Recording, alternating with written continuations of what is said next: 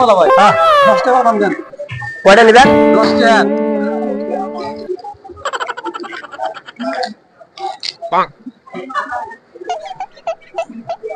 এই যে